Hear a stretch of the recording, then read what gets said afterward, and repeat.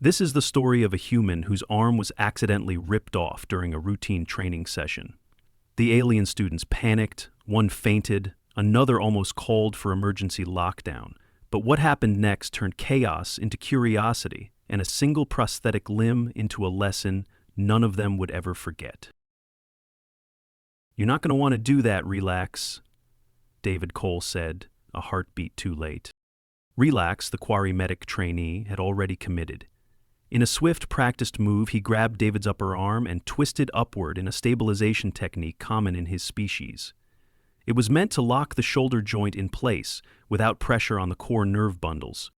For humans, though, it had a very different effect. With a sharp clack, David's left arm detached at the shoulder and hit the training mat with a heavy thud. A horrified silence flooded the medical training bay aboard the healer's prism. Alien students froze mid-macme. One dropped a scanner, another stumbled backward into a rack of oxygen stabilizers. Elanax made a faint keening sound and promptly fainted. David just sighed. He bent down, picked up his detached limb, and, like he was reattaching a camera lens, lined up the magnetic joints and snapped it back into place. A small whir signaled the limb's reboot. He flexed his fingers, rotated the wrist, then looked at the group. "It's a prosthetic, chill." The aliens did not chill. Europa had drifted one black eye out of her sight into relaxate. The world seemed to turn a lilac green into a sickly jade. Relax appeared all three of his eyes. "You detached your limb?" Jasari whispered, horrified. "It's not detachable unless someone yanks it like they're opening a jam jar," David replied, "which Relax just did, no big deal." Panic rippled again. Relax backed up 2 steps, hands raised. "I did not know. It was not in your health file. Your arm, your limb, it came off. No warnings, no seams visible." "Because it's fitted under the skin and matches my muscle tone," David said. "It's a high-end military prosthetic, meant to move, grip, and punch like the real thing." Dr. Jean, the towering Murvalan instructor, approached with his analysis lens humming quietly. He crouched beside David and studied the socket interface with professional interest. "There is seamless integration, no inflammation at the suture sites. Sensory nodes along the deltoid ridge appear intact." "Yep, all there," David said, tapping the arm. "Lost the original on Titan. Malfunction in a pressure rig tore it right off. Bled like a fire hydrant. Surgery saved me. This thing gave me my life back." Lieutenant Parker, another human stationed aboard, leaned in the doorway and muttered, "He told you not to do it, Relax." "I thought it was a trick to test our emergency response protocols," Relax cried. "Well, you passed the cause mass panic portion," David said. A few aliens twitched, in what might have been shame or admiration. Elanax, recovering consciousness with the help of a biosaline injection, sat up slowly. "You allow your bodies to be remade?" "When needed, yeah," David said. "The option was this or go through life one-armed. And considering I still work security detail, this was the better call. But the mental cost, the phantom trauma, the loss of organic integrity," Jasari murmured. David gave her a look. "I had plenty of mental cost, months of rehab. Couldn't lift a coffee mug without dropping it the first 2 weeks. Tried to scratch my elbow once and just kind of patted air. It sucked, but you push through." Jen nodded slowly. "The limb is not symbolic then. It is truly functional." "Exactly," David said. "No decoration, it works. And sometimes it works better than the original. I've pulled 3 crewmates out of debris using this arm. Didn't even get scratched." Elanax blinked slowly. May we examine it?" David extended the arm. "Sure, just don't yank again. That locking ring is temperamental." One by one, the alien trainees approached with scanner tools and careful fingers. The prosthetic responded with small servo movements as they triggered sensors. David stood calmly, explaining the functions. "Flex sensor here, tactile mesh under this layer. Pressure feedback runs up to a subdermal processor in my shoulder. Battery packs on a magnetic hub at the clavicle. charges off ambient ship energy, so I don't need plug. And it does not feel alien to you? Rylax asked softly. David paused. It did, for a while. Then it stopped being something I lost, became part of what I gained. Jean straightened. This knowledge must be added to the xenomedical database. Synthetic integration in humans is deeper than we presumed. Some of us walk around with titanium hips, cardiac implants, even artificial pancreases, David said. We're not scared of adding hardware if it helps us live. We don't see the body as sacred, we see it as fixable. The students were quiet, reflective. David smiled faintly. Next time, just ask before popping off limbs. Relax gave a trembling nod. And for the rest of the session, the alien students watched him, not with fear, but with something else entirely. Respect, awe, maybe a little wariness. David didn't mind. It beat screaming. 2 days later, David found himself sitting on a diagnostics platform in the med bay while Rylax nervously calibrated a dermal scanner around his left shoulder. The alien still hadn't quite regained his usual clinical composure since the incident. His hand trembled slightly every time the scanner buzzed. You're not going to knock it off again, David said without looking up from the datapad in his lap. Relax, startled. Of course not. I have recalibrated my approach. Also, Dr. Jean insisted I practice on 15 different mannequins before I was allowed near you again. Smart policy. David tapped through the status logs from his limb's internal diagnostics. Torque readouts looked a little off since the dislocation, but the signal integrity was stable. Parker leaned against the medbay wall, arms crossed, watching the process with the kind of smug amusement only a fellow human could pull off. You know the aliens think you're indestructible now, right? She said. David snorted. Great, that's all I need. The myth of Robo. It's better than what they were calling you yesterday. The one who sheds limbs during instruction.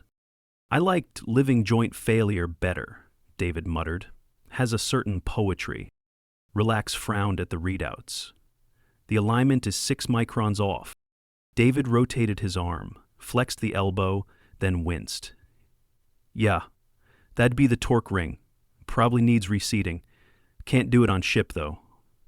I'll need a microhydraulic clamp. I could attempt. No offense, Relax, but I'd like to keep my shoulder socket unburned. Rylax looked wounded. I do not apply thermal tools without sedation.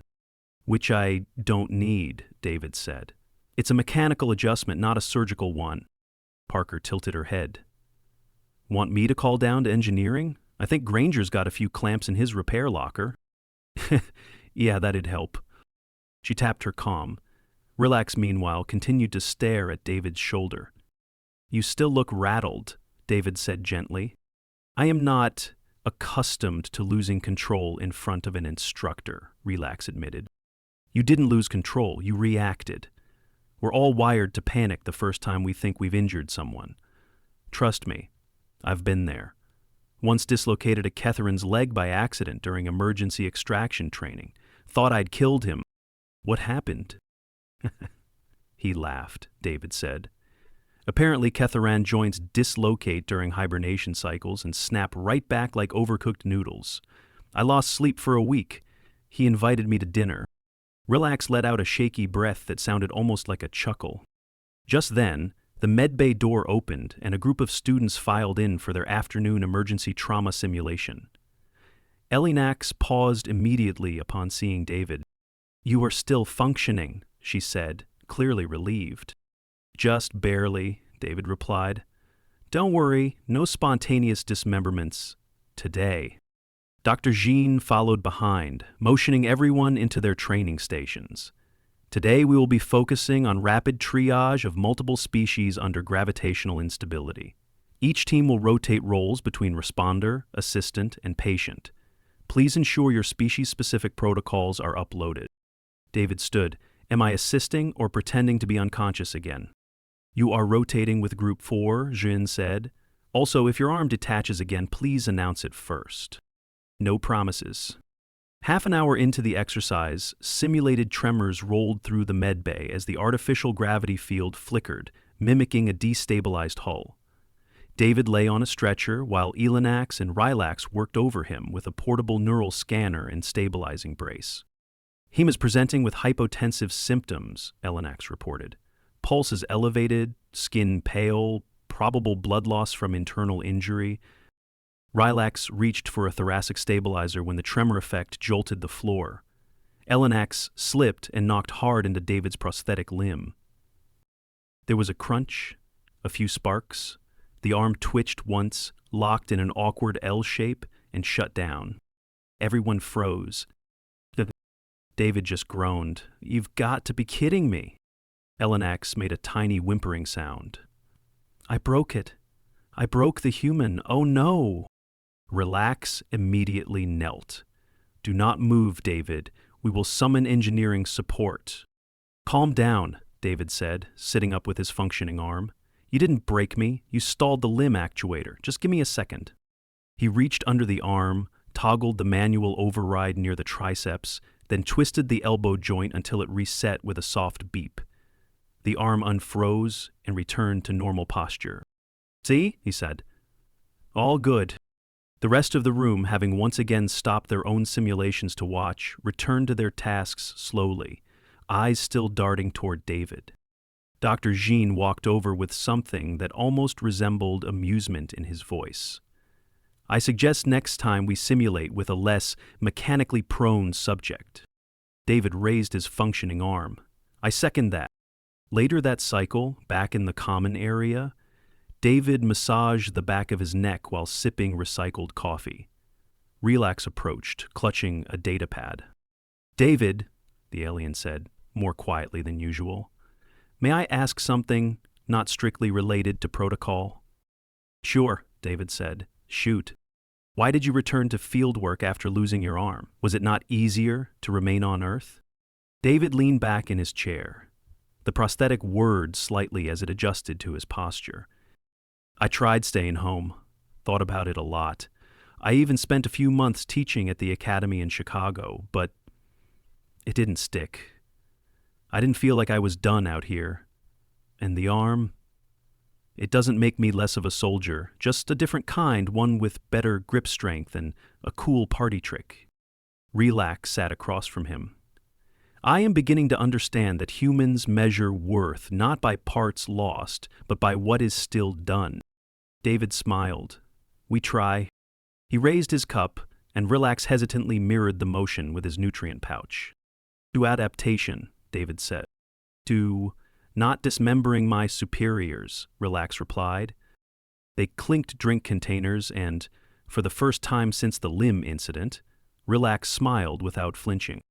David thought that was a pretty solid improvement. By the end of the second week, David's prosthetic arm had become an unintended centerpiece of every training scenario. Despite strict instructions from Dr. Zine, alien cadets across 3 departments found increasingly creative ways to accidentally or intentionally bump, prod, or interact with it under the guise of situational response. One group tried to measure electrical discharge tolerance using a shock pad. David's arm temporarily shorted and slapped the table hard enough to knock over 2 vials of protein gel. Another team attempted to simulate amputation response using a decoupler. That resulted in the arm separating again mid-simulation and flinging across the room, striking a wall screen and shutting down the training interface. After the third incident, David showed up at the next session with red tape wrapped around his shoulder and the words "Do not touch unless on fire" scribbled across his upper arm. Zine was not amused, but he didn't stop him either. Today's training involved comparative wound sealing across species, using artificial tissue analogs. David had volunteered to supervise rather than demonstrate. His prosthetic was locked in place, both physically and through its internal software, a protective measure against further accidents. He sat beside the biaudible while Elanax and 2 new trainees, a Keldari and a Ranith, worked through a simulated shrapnel wound on a dermal mesh interface. "This one bleeds slower," Elanax noted. "Replicating slow venous breach?" "Correct," David said. "What would you use first?" The Ranith clicked the dermal binder nozzle, then hesitated. "You would feel this?" David blinked. "What?" "No, it's a synthetic sample." "No," the alien said, pointing at David's shoulder. Would you feel it if your synthetic limb were wounded like this?" David looked at the sample, then flexed his prosthetic fingers thoughtfully. "Good question. Depends. The arm doesn't feel pain the same way, but it does send damage feedback through the nerve interface. If I get burned, for example, it registers as a kind of pressure alarm. Sharp injuries usually trigger a vibration in the upper socket, which I do feel." Ilanak's eyes lit up. "So, you sense pain differently, mechanically?" "Yep. Less ow and more buzz, something's wrong. When it first happened, I couldn't tell if I'd stubbed a finger or shorted the circuit. Took months to fine-tune that. I had to relearn what danger felt like." The Keldari student tilted his head. "Did this affect your reaction speed?" "At first, yes. Slower reflexes, especially when something went wrong on the fly. You don't realize how fast your body communicates pain until you replace part of it with the machine. But I trained. Now it's almost natural." He tapped the side of his arm. "This version's my third iteration. The first model failed stress tests and twisted during a fall. Second one overheated. This one's a beast, but I check it every 2 days, just in case." Jen from across the room nodded silently at that. Later that cycle, Parker dragged David into one of the secondary labs where she'd commandeered a diagnostic station. "You're a hit," she said, leaning back on the bench while scrolling through an internal report. "Apparently, half the trainees listed you as the most instructively revealing specimen in last week's feedback forms." David stared at her. "Instructively revealing, that better not mean what it sounds like. It means they're all kind of obsessed with you. Also that your prosthetic has its own line item on the xenomedical syllabus now. Section 9.3, Human Neuromechanical Integration and its Psychological Impact on Allied Personnel." He slumped onto the stool. "Great. I'm a case study now. Could be worse. At least they're learning." David was quiet a moment, flexing his fingers in sequence. There was still a slight lag in thumb articulation since the last impact. Probably a microfracture in the servo casing. "Do you ever think we overshare?" he asked. Parker raised an eyebrow. "You mean as humans? Constantly. But that's how we normalize this stuff. You let them see you lose a limb and survive, you're not just a walking trauma. You're proof they can overcome it too. That's not oversharing, that's leadership." David considered that, then slowly nodded.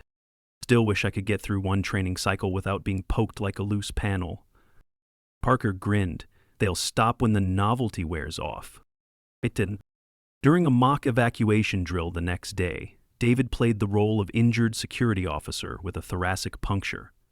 He lay on the deck while Jasari and Elanax dragged him onto a stretcher module. They navigated around debris props, low-visibility mist, and rotating obstacles. Suddenly an alert blared. One of the simulation panels collapsed nearby, part of the test, and Elanax tripped, landing squarely on David's chest and triggering the emergency lock on his prosthetic. With an unfortunate snap, the arm flew off again. It bounced once, hit the bulkhead, and landed with a sad metallic plunk. Elanax immediately went still. No, not again. David groaned. "For the love of someone, please write a warning label in 6 languages already." Yusari stopped mid-matmer, her frill pulsing with stress. Do you need assistance?" "Just grab the arm and plug it in, top down. The red indicator should line up with the socket plate." Ilanax scrambled to retrieve it. "This one is my fault. I will recalibrate. I will review all collision protocols." David gently took the arm from her. "Elanax, breathe." She paused. He reattached the arm with practiced ease. The shoulder hummed as power flowed back through the joint. This time, he took a second to test range of motion before sitting upright. "This," he said, standing slowly, "is why I warned everyone about the lock switch." Dr. Jean's voice echoed across the comm. Incorporate contingency planning for prosthetic detachment into future drills. David muttered, "Finally." Elenax looked near tears. "I am so sorry, I did not intend." David reached out with his good arm and gently nudged her shoulder. "Hey, you think you're the first person to mess up during training? You just gave the arm a vacation." She blinked, clearly not understanding. "Never mind," he said. "You're fine. Just remember, when in doubt, don't land on the detachable parts." A few of the alien cadets cracked smiles. And for the first time in the training cycle, David realized that while he'd started this course as the unexpected variable, he was now something more. He was familiar, and that, in space medicine, was about the highest compliment you could get. By the final week of the interspecies training rotation, David Cole had developed a reflex for how to gently decline offers of experimental prosthetic adjustments, friendly durability tests, and one truly concerning request from a RealNac student who wanted to see if the prosthetic could withstand a plasma torch at 30% output. He'd spent half a day in the engineering bay afterwards, realigning his shoulder frame and giving himself a long internal lecture on saying no more often. Still, progress was obvious. The alien trainees no longer flinched at the servo whine when he adjusted his elbow. They asked thoughtful, relevant questions about phantom limb feedback and socket inflammation. Relax even performed a nerve mapping scan without breaking into a nervous tremor. And when Elenax accidentally jostled the prosthetic during a mock lift operation, she apologized once, fixed her footing, and kept going. David took that as a victory. Dr. Zine, standing at the center of the final assessment bay, read from his slate. Today's session will consist of cross-species emergency stabilization with one human volunteer. Lieutenant Cole undergoing controlled trauma simulation. No actual injuries will occur.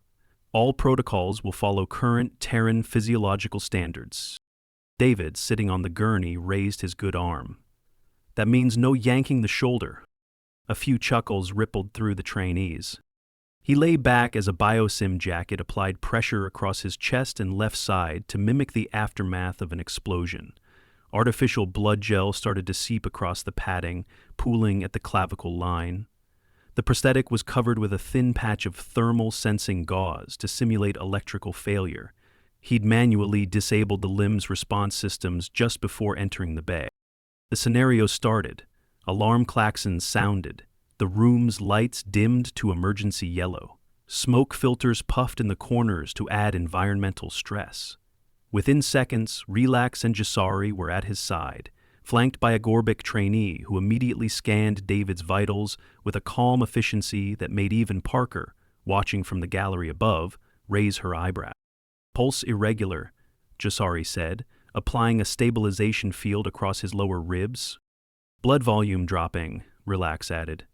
"Suspected thoracic rupture and limb failure on left side. Begin containment." The Gorbit trainee reached for the prosthetic shoulder, then paused. "Detach and replace or leave in situ." David opened one eye. "Try to restart it." "Copy." The alien activated the emergency switch. When the limb failed to respond, he toggled a low-voltage bypass module. A green light flickered briefly in the shoulder.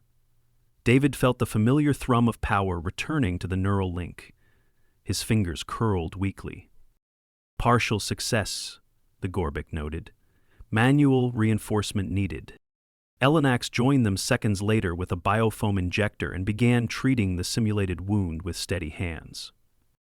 David, even under the faux pain stimulation, managed a proud grin. "You're not panicking?" "No," Elenax said, pressing the seal into place.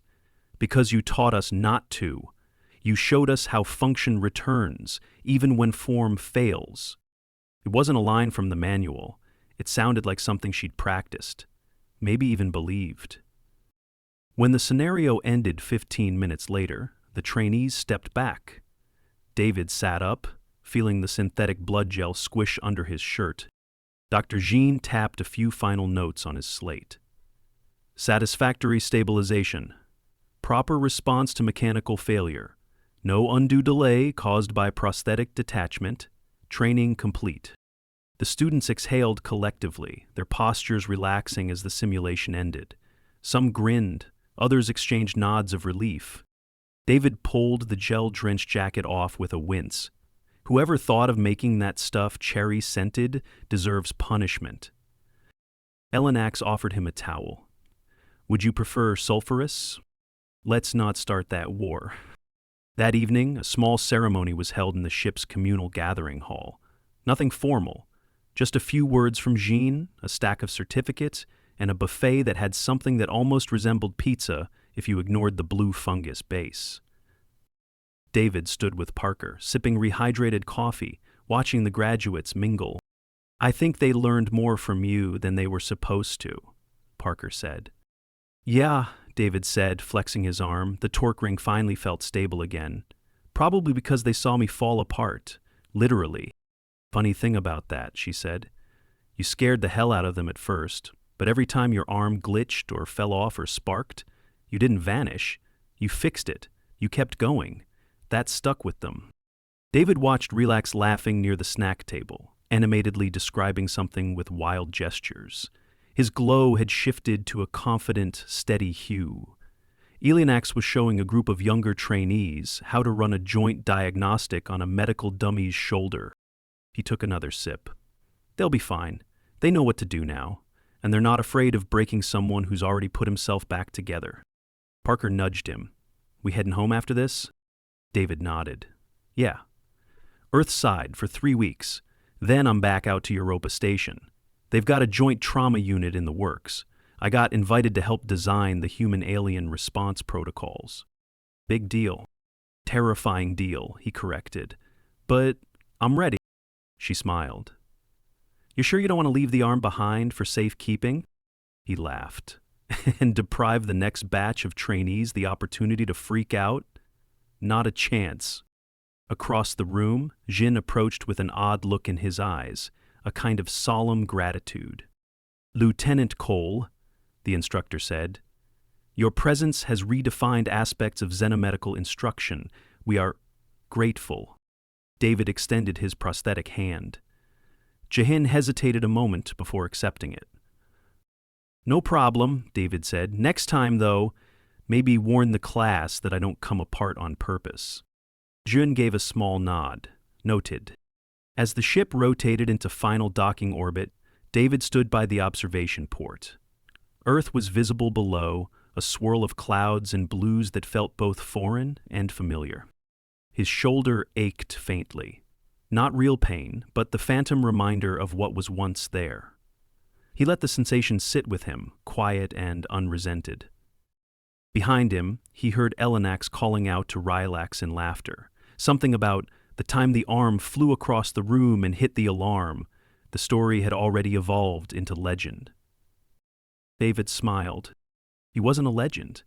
Just a guy with a metal limb, a lot of patience, and the knowledge that sometimes breaking apart in front of others is the best way to teach them how to keep things together. And that was enough.